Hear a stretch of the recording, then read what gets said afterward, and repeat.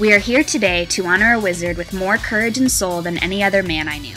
Severus Snape was a man of many talents. Born January 9th, 1960, to which Eileen, Prince, and Muggle Tobias Snape, Severus was raised in the Muggle neighborhood of Spinner's End and, as a child, loved to study.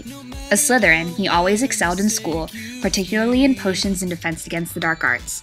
During his later years at Hogwarts, he reportedly began dabbling in dark magic, including the development of many spells such as the Sectum Sempra and the Levi Corpus curses.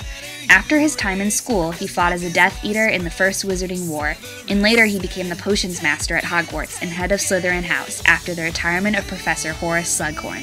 He tried for years to gain the position of Defense Against the Dark Arts teacher, but was unsuccessful. Snape was responsible for the death of late headmaster Albus Dumbledore, and later took over his role as head of the school and professor of the dark arts.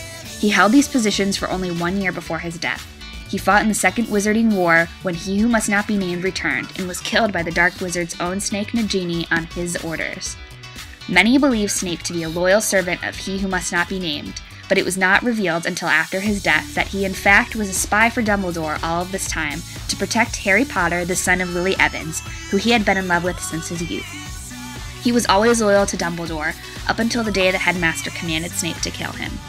Many knew him as a cold and reclusive man during most of his adult life. He spent his time reading and studying when he was not teaching.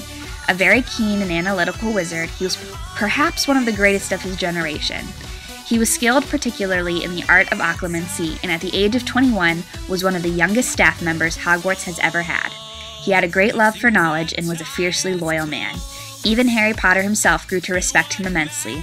Severus Snape was cold and unpleasant on the outside, but don't let that fool you, because inside he was a man with a deep capacity for love. Although he was seen in such a negative light in his later years, we must always remember the important role he played in saving Harry Potter and, at large, the entire wizarding world.